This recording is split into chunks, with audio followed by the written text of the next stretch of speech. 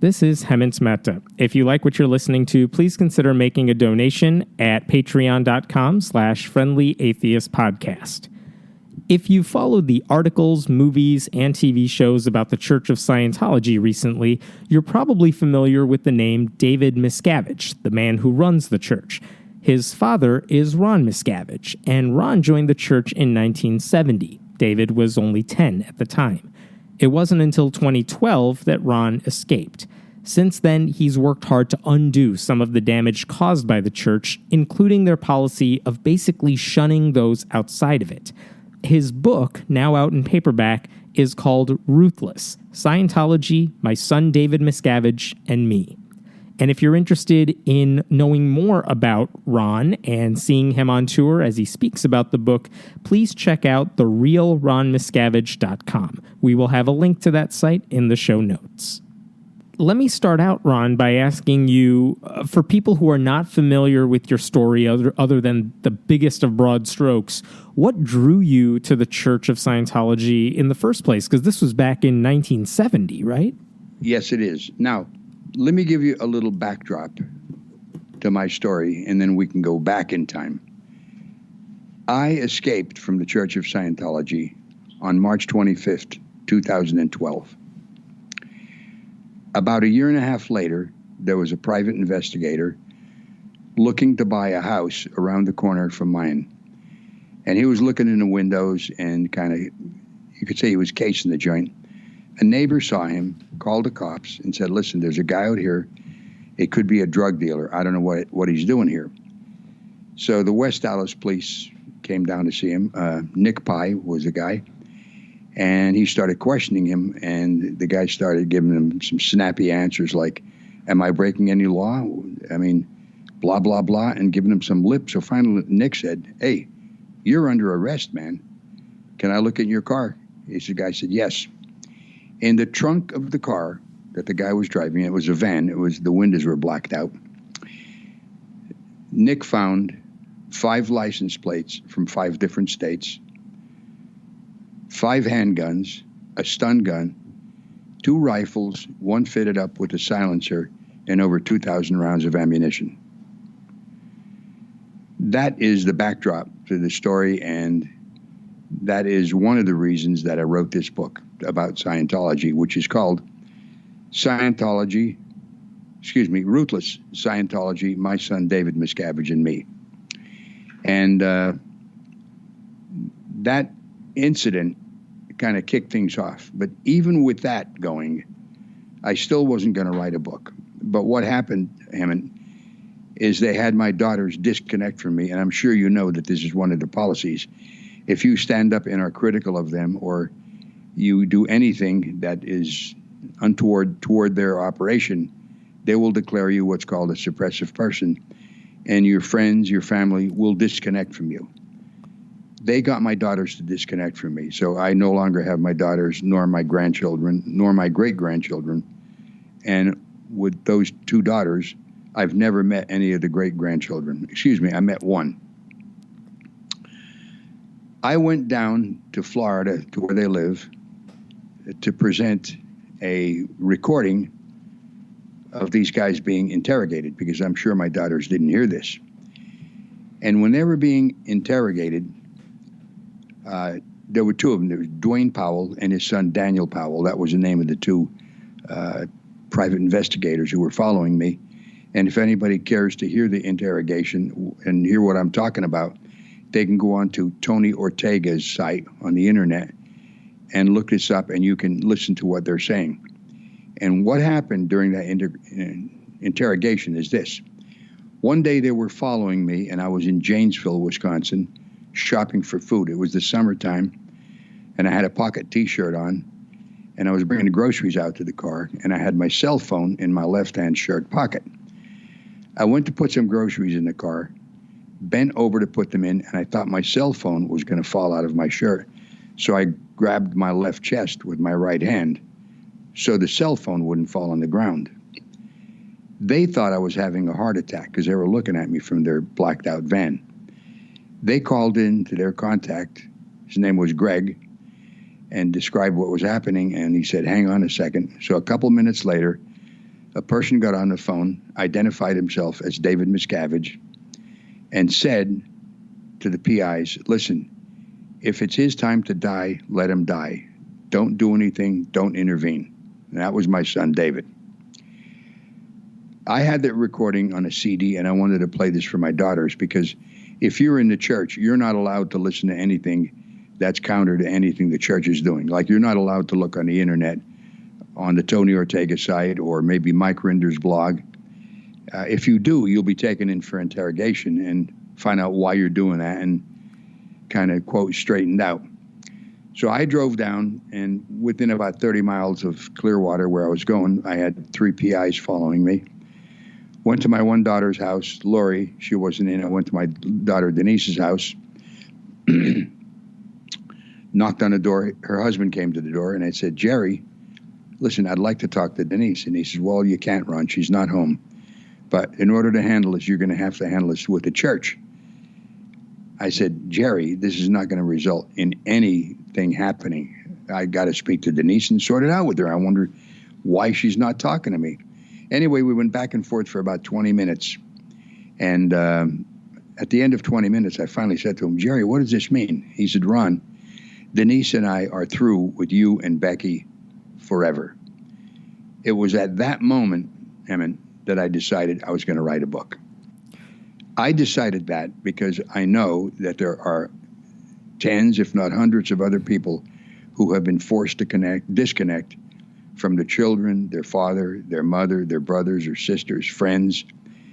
And I knew that I would be able to get some good publicity on a book and I could expose them. That was the moment I decided to write this book. And as I say, the name of the book is Ruthless, Scientology, My Son David Miscavige and Me. So take me back to why are they coming after you like this? Because you said they're already disconnected from you. So, and you weren't writing a book at the time. So what's the point of coming after you as if you're stealing church secrets? Or are they worried that you were going to write a book and tell people about what's inside the church? Well, you said it. I mean, I could add something to that, but you just summarized it. No, I was not going to write a book. All I wanted to do was get on with my life. I couldn't live the life that I was living, which I was living on a compound in Hemet, California. And I lived on that compound.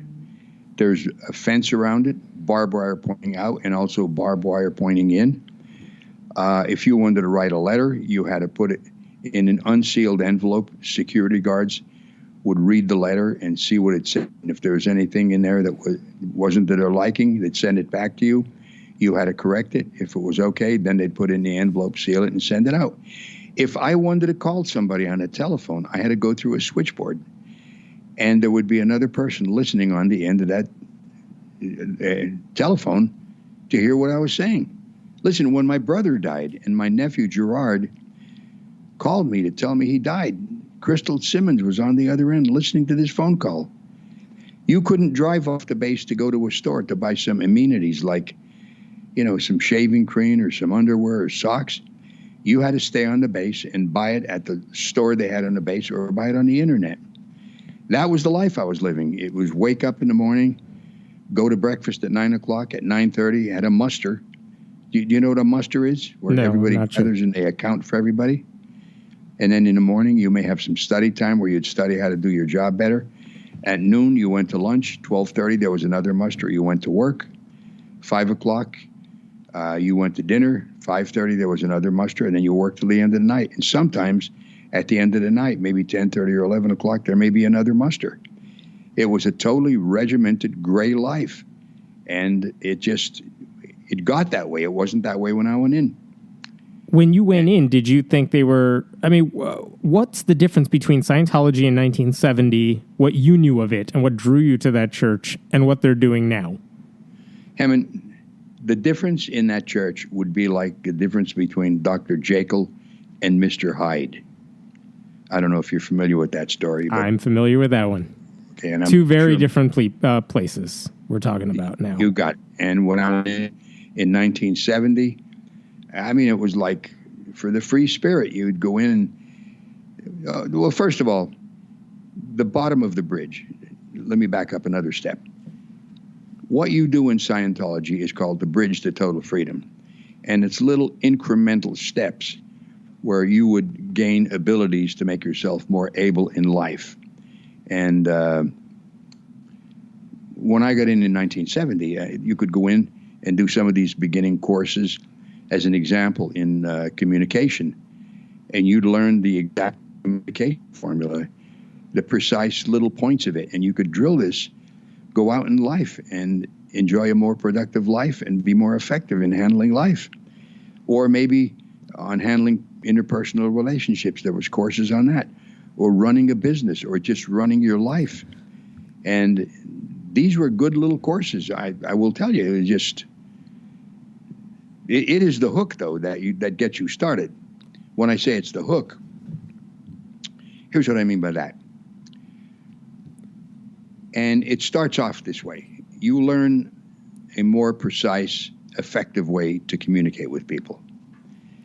Now, you see that this works, and because you use it in life, and you say, well, this is good. This is something I can agree with.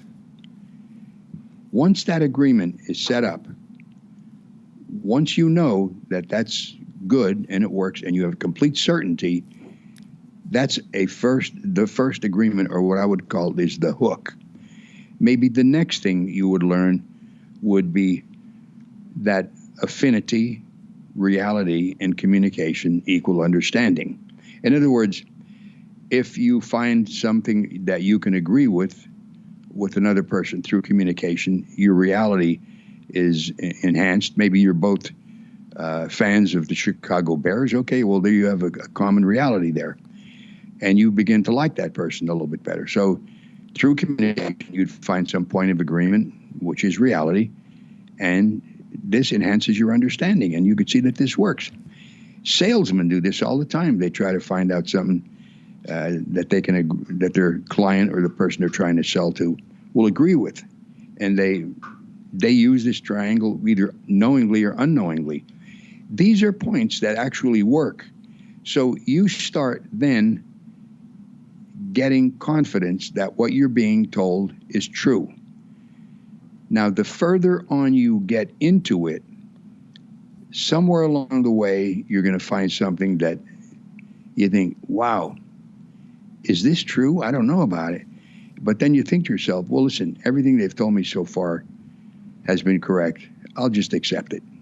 And you're on your way. Now, it sounds very much, though, like if I were exposed to Scientology today and I didn't know about all the baggage that comes with it, I would probably, be somewhere where they're doing e-meter readings and, gauging my personality or something. It sounds pretty similar to what you're saying drew you to the church. So I'm wondering, when you entered in 1970, did you realize, was any of the quote-unquote evil stuff happening behind the scenes, or did that develop much later when kind of David took over?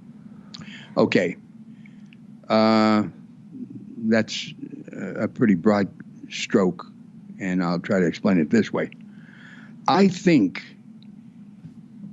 into the DNA of Scientology were certain things that would then show up later. They'd flower later on. It's like, you take a little puppy, maybe, or a cub, let's say a lion cub, just very nice, you can hug it and everything, and that's a lion cub.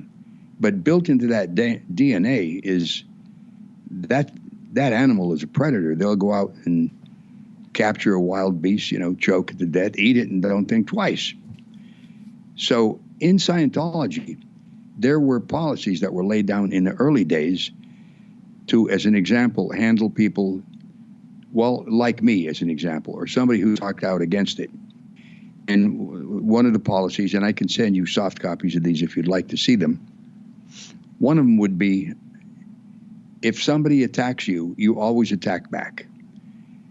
Find or manufacture data on somebody that's discreditable. In other words, they go in for character assassination. There's a policy called fair game. Are you familiar with that at all? I'm not sure what you're referring to here. Fair game would be if somebody is considered to be an enemy of Scientology, they can be tricked, lied to, or destroyed. and without any repercussions to the person doing it. That's an actual policy that L. Ron Hubbard wrote. So there's many of these policies like that were written back in those days. But in those days, there was a huge demand for Scientology because there was no such thing as an internet. You didn't know of any of the other things that went on in the background. Like, as an example, L. Ron Hubbard was portrayed as a guy who was a war hero. He wasn't a war hero. They said he had Purple Hearts. He never received a Purple Heart. There was no such thing as the internet in those days. So you couldn't research this for yourself. Do you see what I'm saying? Sure. So, I mean, I can understand people are shrouded in secrecy. They didn't realize, all the lies that may have been included. Right. They were introduced to the church, but they didn't realize how deep this rabbit hole went. How did you manage to break out of the bubble then, even though it was relatively recently? How did you manage to break free and realize there's something messed up here when so many people are still Scientologists and don't realize the situation? Well, I'll tell you, but did I cover the point about how when you first got in 1970, it was, it was pretty nice. I mean, like I took my whole family to St. Hill, England to study, and we were over there twice, both times for about a year and 3 months. And you would go on course, you'd learn things about life, and it was great. They didn't have, as an example, the fundraising they have now. They didn't have the International Association of Scientologists, where people are dunned into paying money for status, not for product. I mean, as an example, you can become a patron for $50,000, and people are pressured into doing this, or they're not considered good Scientologists, or they're pressured into donating money for buildings, and they're expanding their real estate holdings.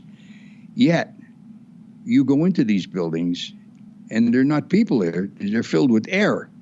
There's a building in Philadelphia on Chestnut Street. They bought about 7 or 8 years ago. It's 11 stories. The local people all gave money to buy this thing. It's empty. It's boarded up, and nothing's happening. These are the things that weren't going on in the early 70s. Do you see the difference there? Sure. I mean, it wasn't as well established then as it is now. So even if L. Ron Hubbard may have had some of the underpinnings of these ideas that would blossom later on, they didn't really have the tools to make it happen. Yeah, but I mean, look, at a business or a religion or anything is going to succeed to the point that its product or what they're delivering is successful and there's a demand for it. I mean, look at Apple, or Starbucks. People want that product. That's why they're successful. Now, you go on the internet these days and you find out the things that Scientology does. Well, I tell you, you're not going to say, I'm going to get involved in this. Do you see what I'm saying? Sure. So how did you discover that this was something you needed to get out of? Because, like you're saying, the people who are in the church don't have the ability to read this stuff or watch the shows or, watch the documentaries about Scientology now. That's exactly right. Now, how I did it is absolutely a bit on the unique side. As a matter of fact, you're only the second person who's interviewed me that I've told this to. And here's what happened. 1 year, and by the way, I became dissatisfied with the way things were going many years before we ever decided to leave. Probably in the 90s, there were incidents that happened that I just couldn't believe that they were happening. And I would say to my wife, listen, Becky, this is going in a bad direction. We got to get out of here while we have a chance. And she is a perennial optimist. She will go in a room and see a light where there is none. And she would always say, listen, Ron, it can't get any worse. It's going to get better. So that kind of cooled me down. And then there was projects that I got involved in that were very nice. Maybe we did an album and it come out and it was successful. So you feel you're doing something worthwhile and maybe you're helping to forward the progress of what Scientology is trying to do. And what they tell people they're doing is that by getting this technology that L. Ron Hubbard discovered out to all the people on the planet, it's going to make it a better place to live. There'll be no criminals, no wars. It's going to be a much more pleasant place to live life. That's what they say. Now, as I said, many years before we left, and we left in 2012, I decided there's something wrong here. I can't pin it down, and I don't know why it's going in this direction, but I don't like it. Well, one year, about 3 years before we got out, my son David gave me a Kindle. And I'm sure you're familiar with the Kindle, and most people are, right? I am. Okay. But this was not the new Kindle that is out these days where it's you touch the screen for changing it. It was a mechanical thing where there was a button on it that if you pressed it, you could press it to the right, to the left, up, down, or in. And that's how you selected something or searched for the meaning of a word or whatever. But anyway, I got this Kindle, and the security guards were trying to get me to give it up. And I said, what the hell with you guys? I mean, this is a present. I'm not going to give you this.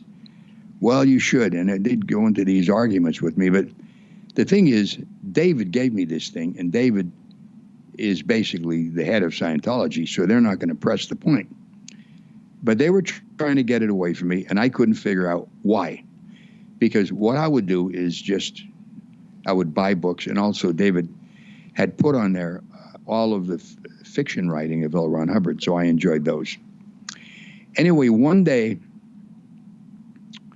I'm looking up a word, and you would go to the dictionary, select the word, and on that little mechanical button that would go to the right or left, up, down, or in, if you pressed it to the right, it would say search dictionary. Do you follow me? Okay. I pressed it a little too hard, and it went past search dictionary to search Google. And I was on the internet with no filter. Look at that. So you talk about a moment in time. I thought, wait a minute. Because, you could go on the internet on that base, but there were filters. The only thing you could do there is shop for things that you needed. Like you could go on to Amazon. But if you looked up the name Miscavige or Scientology, L. Ron Hubbard, you were blocked from seeing anything about it. Well, here we go. So now I started looking at various things. I looked up L. Ron Hubbard's war record. Why? Why are you... I mean, I don't get how you know what to look up here. Like, what makes you think, I have access to the internet, I should look up my own religion, or I should look up Scientology or L. Ron Hubbard? Look, when you're living, as I described it, no communication, unmonitored with the outside world, on a compound where you can't leave to go to a store, what do you think? You think that's a normal state of affairs? I didn't. No matter what they would say, I thought, wait a minute, I'm restricted. I'm trapped on this goddamn place. This is not the way I want to live. So, L. Ron Hubbard wasn't the only thing I looked up, but that was one of the things I looked up to see his war record, or just happened to show his war record. And I start seeing things about him that the church would say he did this, and on there I'd come up with a completely opposite point of view. But one other thing that I found is this. There was a girl who was with him when he died. Her name was Annie Tidman. Annie Tidman was a messenger with him on the ship Apollo from a little girl. She grew up basically around him. And when he was at the end of his life living in this ranch in Obispo, she was his right-hand man, so to speak of. And she was what you would consider a very loyal person to him. Annie Tidman was on the base, and she got lung cancer, and she was sent to L.A. to get treatment, and there was a girl sent down with her as her handler. In other words, to handle anything she would need, to take care of her needs, and also audit her. Are you familiar with the term audit? A little bit within the context of Scientology. Okay, well, auditing is another word for someone who would counsel you. Although when you get audited in Scientology, it's not like any other counseling you would get. You're not told how to think or told what to think. It's designed for you to come up with your own awareness of maybe how you got yourself in this position. Or in other words, for you to take some responsibility for your position in life, whether it's good or bad. I don't know if that's a good enough explanation, but for right now, this girl would also audit Annie. Now, every time I would say to the medical officer, how is Annie doing? Because she was a bit of a friend of mine, more than a bit of a friend. We were pretty good friends. Martine, that was the medical liaison officer. Say, Martine, how's Annie doing? Oh, she's doing great, Ronnie. Yeah, really good, really good. I'm on the internet. I found out that Annie died 6 months earlier, and nobody on the base was told this. The pretext that she was still alive and doing well was kept up. And then one day, outside of our apartment, we were living on the base, obviously, and there were 3 girls, and they said, Ronnie, would you like to contribute to a birthday present we're getting for Annie? I said, well, I'm going to pass on it now. But look, they were either part of it and they were keeping the ruse up, or even they were in the dark and they were being told that it's Annie's birthday, let's send her a nice present. So once you realized they were lying about her, you figured they may be lying about a lot of other things too. Exactly. That was the crack in the wall. And at that point, I would go on the internet and find out other things about Scientology, what was happening, and some of the things that happened. As an example, L. Ron Hubbard putting a 6-year-old boy in a chain locker overnight, which is just... Do you know what a chain locker is? No. Okay. On a ship, there's an anchor, which everybody knows, and you do too. And when they pull that chain, when they pull the anchor up, there's a winch that takes it into a locker. And the chain, which is fastened to the anchor, is stored there, and that's called a chain locker. And I'm telling you, when they wind it up, or especially when they release it to let the anchor down, I am telling you, it's like the end of the world in there. It is unreal. It's like a house of horrors. He put a little kid in there one time overnight because the kid did something that who knows what a little kid would do. I think he ate a communication or ripped it up, and L. Ron Hubbard felt that no matter how old a kid is or how young they are, they're still responsible for their own actions. Stuff like that I found out, and other things that then really, I said to Becky, hey, listen, Beck, this is not the way I want to live my life. We got to get the hell out of here. Did the church ever find your Kindle? Or did they ever figure out what you were doing? No. Nope. And it finally dawned on me why they were trying to get it back from me, because up until the point that I accidentally pushed that little button a little too far to the right, I had no idea that I could do that. None at all. Do you think David is in on the game of Scientology, or do you think he's a true believer who's taking his powers to like their logical conclusion? You know, or do you think, no, he knows it's a con, he knows what he's doing, and he's, everyone else may be true believers, but, you know, a lot of times people say about a cult, you know, the person at the top of the food chain totally knows what is going on here. He knows it's a fake. Oh yeah. Well, and Scientology is a cult. It is not a religion. You know that. Yeah.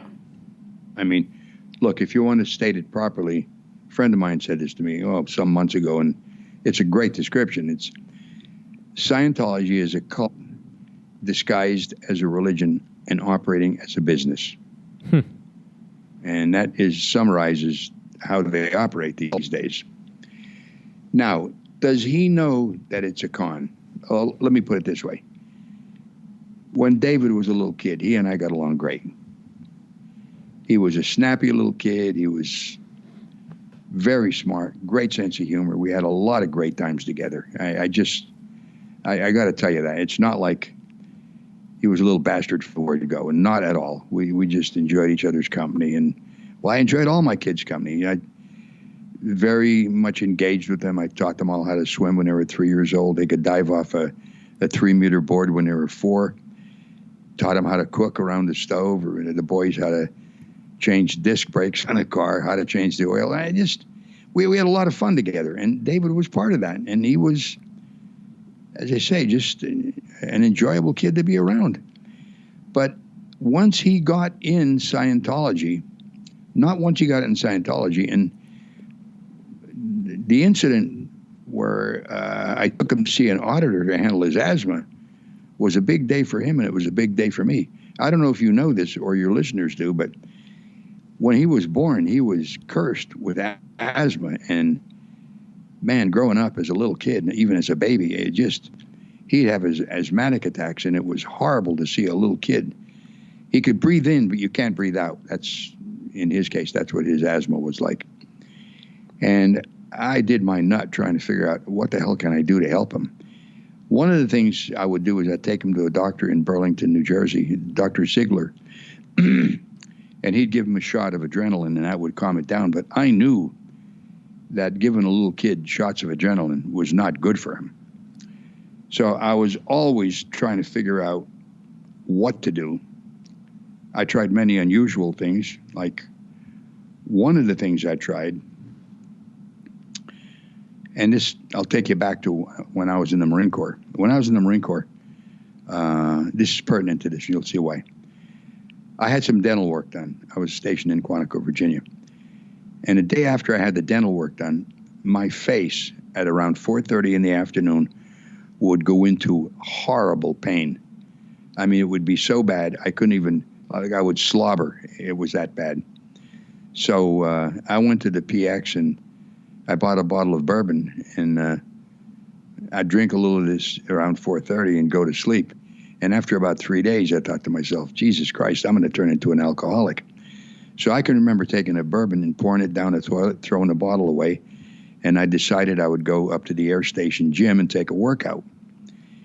So I'm walking up there, and I'm in pain all the way up. I go in the room, and I found a guy, Eddie.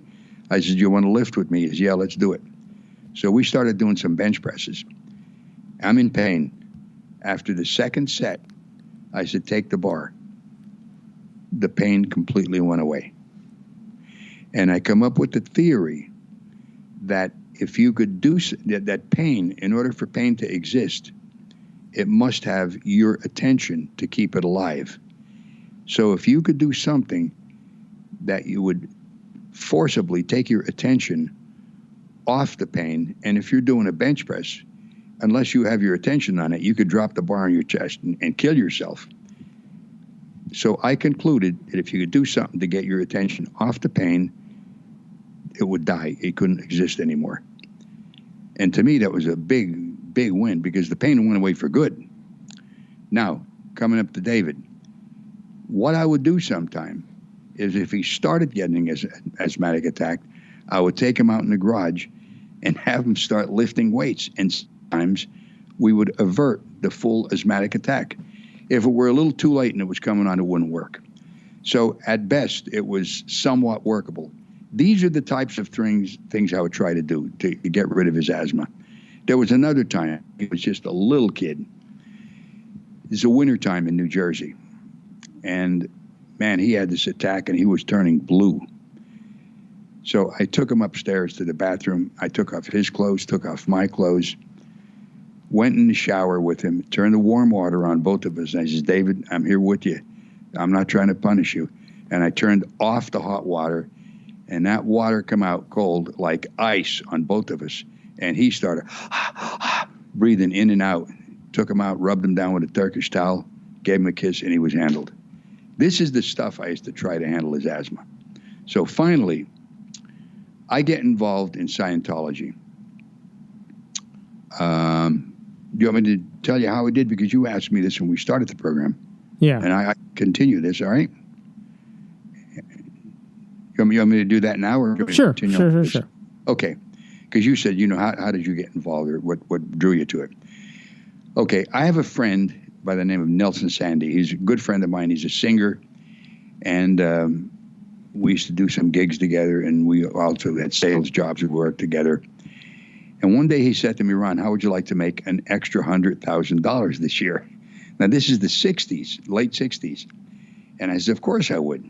So he says, okay, I'm getting involved in something called Holiday Magic. And Holiday Magic was a pyramid marketing scheme. In other words, a multi-level, I'm sure you're familiar with that, right? Yeah. That type of thing like Amway. Yeah. Anyway, I got involved, and we're having a meeting at a place in South Jersey called the Mallard Inn. And the only reason I'm bringing it up, it has some significance, because when David and his sister Denise were confirmed, when they were baptized, we had a little celebration at the same inn, at the Mallard Inn. So anyway, I'm talking to a guy about getting into holiday magic, and I'm with a girl who's working with me, along with Nelson and another guy. And the guy talking to her says, I'm a Scientologist. I heard that word. I stopped talking to the person I was talking to, and I says, wait a minute, what is that? So he started telling me, and I pinned him down for about a half an hour about him telling me what Scientology was. And he got me enough interested that I used to go to a place in South Jersey in Woodbury to a guy by the name of Frank Ogle. He had a cafeteria there, and he ran meetings on, I think it was Tuesday or Wednesday of every week, and he would bring up points about Scientology. So I went there for about 3 or 4 weeks, and I kind of figured I knew what it was about, so I stopped going. But then David continued to have these attacks, and I thought, you know what? I'm going to see if Frank Ogle can audit him and help him. So one day I went to school. I got David out of school. We went down. We saw Frank Ogle, and I said, Frank, do you think you can help him with his asthma? He says, let's go. He took him in, and he audited him for 45 minutes. David came out smiling. I said, how's it going? He says, Dad, I'm handled. And I'm telling you, that 45 minutes handled him where he never had another severe attack as a kid. It didn't cure it, but it staved it off to the point where he never had these full-blown attacks where he'd be gasping for his life. That, to him, was an aha point. I think at that moment, he thought, I want to do this. I want to somehow do this. Let me ask you one last question here, which is, we've seen so many articles, books, documentaries, TV shows in the past few years featuring people like you, people who have left the church, people who had horrible experiences and want to talk about it and expose the church. Do you think, what effect has all that had? Not just from the outside, from, maybe it has a bad reputation or something, but what's happening on the inside of the church? Because people in leadership have to know what's going on. I mean, they do know. They're following people like you. So what's going on within the church? What's the health of it like? Is this stuff having an effect on them and their fundraising and their ability to do the things they do? Okay, and I haven't forgotten that, and I'm leading up to it, and that's the reason I told you about David having this moment in his life. And then we come to where after we got back from England a second time, and he's now trained as an auditor. Okay, he knows how to audit people, and he's good at it. One day I come home from work, and he's in his room, laying in bed, and he said, listen, I said, what's up? He says, I don't want to go to school anymore. He says, I want to do Scientology. I help Ron Hubbard. Long and short of it, as I realized, okay, he's going to be 16 years old. He's young, but he's good at what he does, and he has a high purpose to do it. Look, I was 17 when I went in the Marine Corps, and to me, it was one of the best moves I ever made. So I thought, okay, maybe he knows what he wants. I said, David, I'll help you. So he joined the Sea Organization. 7 months later, he was working with L. Ron Hubbard.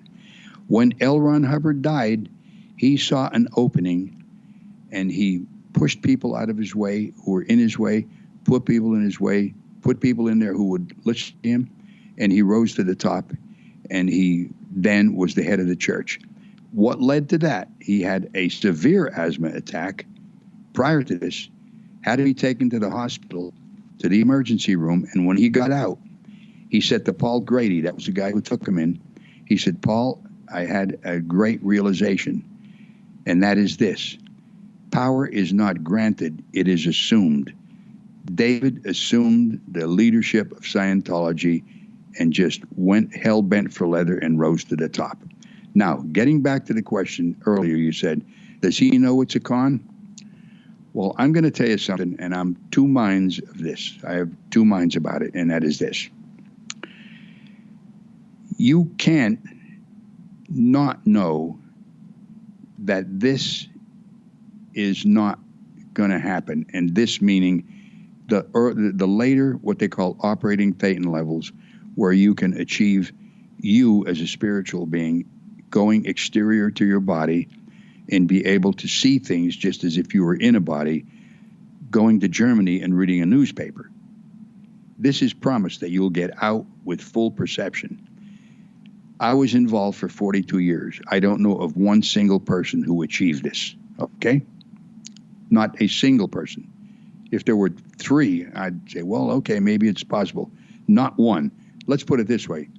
As far as I'm concerned, I think anything is possible, but that has never been achieved in Scientology. Now, David has got to know this because he's the head of the church. So now I said I'm in 2 minds, and that is this.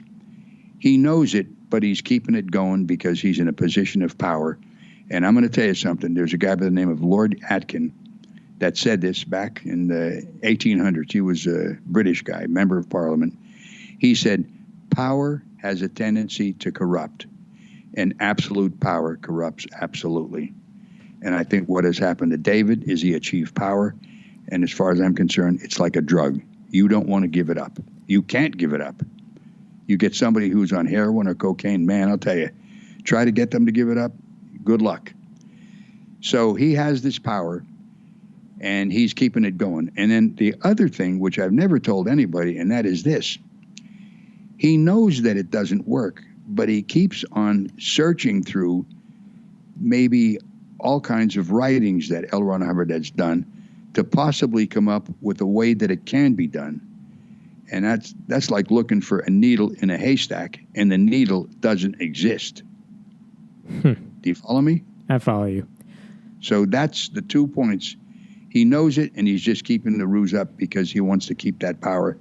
And on the other hand, he knows it, but thinks there may be some way. As an example, he has people doing the entire bridge from the beginning to the end, and these people have attained the highest level. It would be like this, like a medical doctor.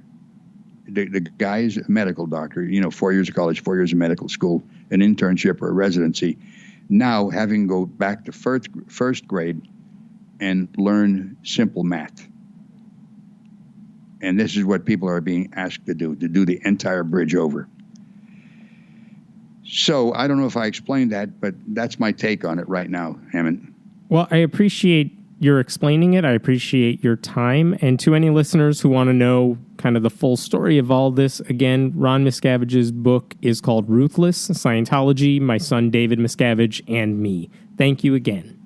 Okay, thank you, Hammond. Thanks for having me on.